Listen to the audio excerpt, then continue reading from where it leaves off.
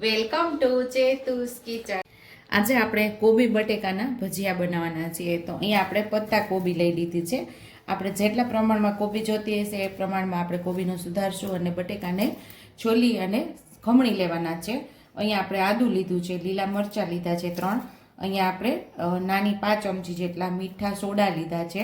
અહીંયા સોડાને એક્ટિવેટ કરવા માટે લીંબુ લીધું છે, અડધી ચમચી જેટલા અજમા લીધા છે, અડધી ચમચી જેટલા મરી પાવડરનો ભૂકો, લીલા ધાણા અને અહીંયા આપણે 5 ચમચી જેટલી હિંગ લીધેલી છે અને અહીંયા આપણે ચણાનો લોટ લીધેલો છે। ભજીયા હોય તો ચણાના લોટનો ઉપયોગ તો હોય જ તે, ભજીયા તો ચણાના લોટ વગર બને જ નહીં। તો આપણે પહેલાં કોબીને સુધારી લઈશું। તો આપણે કોબીને આવી રીતે સુધારી લેવાની છે। જે લોકો ડુંગળી ના ખાતા હોય ને એને આ કોબીના ભજીયા ખાવાની ખૂબ જ મજા આવે છે।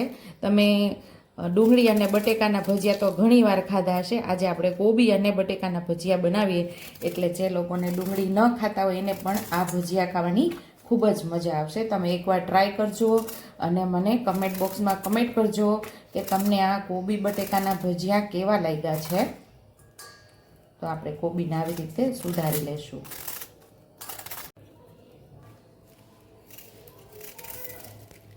આપણે અડધી કોબી સુધારેલી છે અને અડધી આપણે રાખી દીધી છે। હવે આપણે બટેકાને ચીલી લેશું। બટેકાને ચીલીને સરસ ધોઈ લેશું આપણે અને પછી આપણે એને ખમણી લેવાનું છે। તો બટેકાને આપણે છોલી લેશું। સીધા આપણે કોબીની ઉપર જ બટેકાને ખમણી લેવાનું છે। અહીંયા આપણે અડધી કોબી અને એક જ બટેકાનું ખમણ કરેલું છે અને અડધી કોબી અહીંયા રાખી દીધી છે। જો આપણે અડધી કોબી અહીંયા રાખી દીધી, એક બટેકું રાખી દીધું છે અને હવે આપણે બધા મસાલા કરી લઈશું। આ અજમામાં ઉમેરી દઈશું, હાથેથી મસળીને આપણે ઉમેરવાના છે।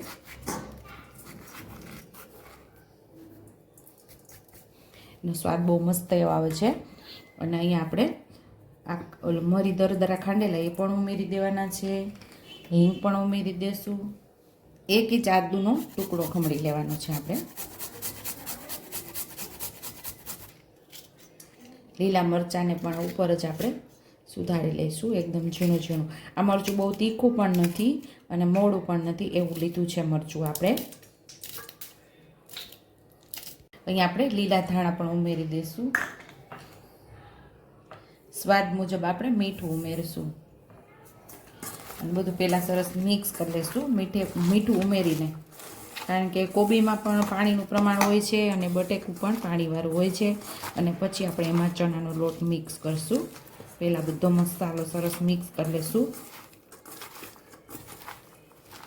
અહીંયા સરસ આપણે હાથેથી જ બધું મિક્સ કરી દીધું છે અને તમને દેખાતું જ હશે કે પાણી છૂટવા લાગ્યું છે। અહીંયા આપણે થોડો થોડો ચણાનો લોટ ઉમેરશું, જે પ્રમાણે જોશે એ પ્રમાણે ઉમેરતા જઈશું। અહીંયા આપણે અડધો ચણાનો લોટ ઉમેરેલો છે। હવે આપણે મિક્સ કરી લઈશું। અહીંયા આપણે પાણી ઉમેરીને ચણાનો લોટ ઉમેરશું ને તો આપણું બેટર ઢીલું થઈ જશે, એટલે આપણે જે પ્રમાણે જોશે એ પ્રમાણે પાણી અને લોટને ઉમેરશું। જો પાણીની જરૂર નહીં પડે તો પાણી ઉમેરશું જ નહીં આપણે। પહેલાં આપણે લોટ મિક્સ કરી લેવાનો છે આ બટેકા અને કોબી સાથે એકદમ જો આવી રીતે હાથેથી પ્રેસ કરીને સરસ વ્યવસ્થિત આપણે મિક્સ કરવાનું છે। હજી આપણે એમાં લોટ ઉમેરશું।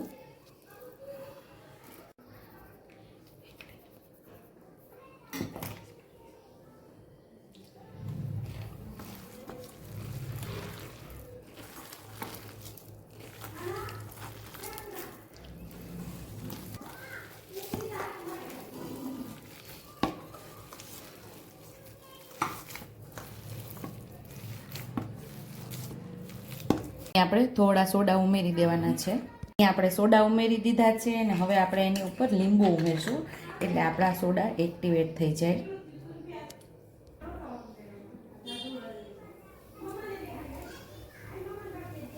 તો અહીંયા આપણે લીંબુ ઉમેરી અને સોડાને એક્ટિવેટ કરી લીધી છે અને હવે આપણે મિક્સ કરવાનું છે।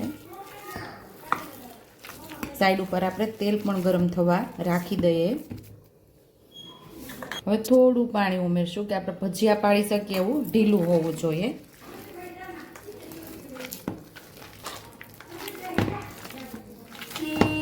બસ માત્ર 1 જ ચમચી જેટલું આપણે એમાં પાણી ઉમેરેલું છે.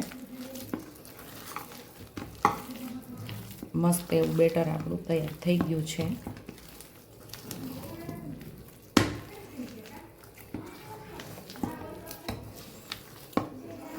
સોડા આખા બેટરની અંદર મિક્સ થઈ જવા જોઈએ એવી રીતે મિક્સ કરવાનું છે. તૈયાર થઈ ગયું છે અને સાઈડ ઉપર આપણું તેલ પણ ગરમ થવા મેં રાખી દીધું હતું. હવે થોડી જેવી વાર છે. હવે આપણે એને બેટર ઉમેરીને જોઈ લઈએ કે કેટલું તેલ બાકી રહ્યું છે કે થઈ ગયું છે. તો અહીંયા આપણું તેલ થઈ ગયું છે અને ફાસ્ટ ગેસ ઉપર જ આપણે ભજીયા ઉમેરવાના છે. અહીંયા જોઈ લો આવું બેટર આપણે તૈયાર કરવાનું હોય છે. હવે આપણે ભજીયા ઉમેરી દઈશું આવી રીતે. અત્યારે ફાસ્ટ જ ગેસ છે.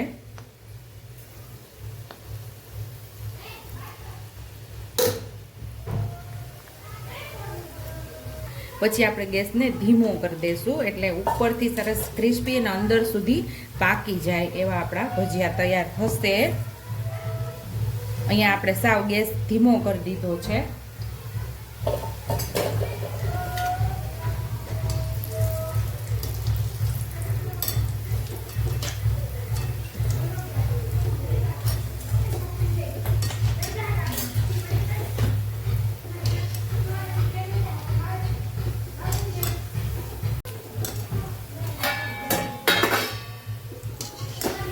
તો અહીંયા ઉપરથી સરસ ક્રિસ્પી એવા થઈ ગયા છે અને આપણા ભજીયા તૈયાર થઈ ગયા છે.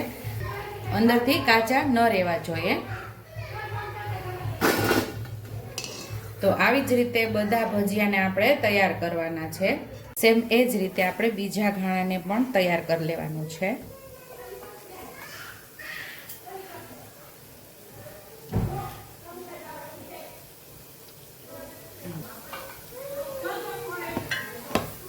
ફાસ્ટ ગેસે આપણે ઉમેરી દેવાના અને પછી ગેસને આપણે ધીમો કરી દેવાનો અને પછી આપણે ભજીયાની સાઈડને ચેન્જ કરવાની.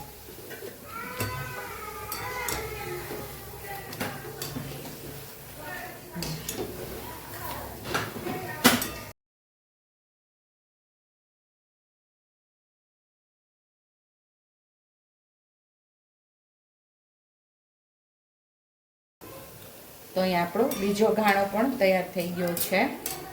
તો સેમ આ જ રીતે બધા આપણે ઉતારી લેવાના છે.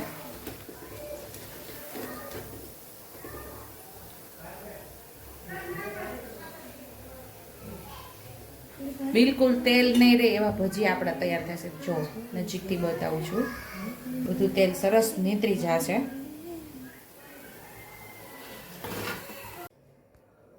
તો તૈયાર છે અહીંયા આપણા કોબીના ભજીયા. ચા સાથે ખાવાની સાંજે ખૂબ જ મજા આવે છે. જો તમને મારી રેસીપી પસંદ આવી હોય તો મારી રેસીપીને લાઈક કરજો, શેર કરજો, સબસ્ક્રાઈબ કરજો, બેલ આઇકોનને દબાવતા ભૂલતા નહીં અને કમેન્ટ બોક્સમાં કમેન્ટ કરજો કે મારી રેસીપી કેવી લાગી. તો આવજો.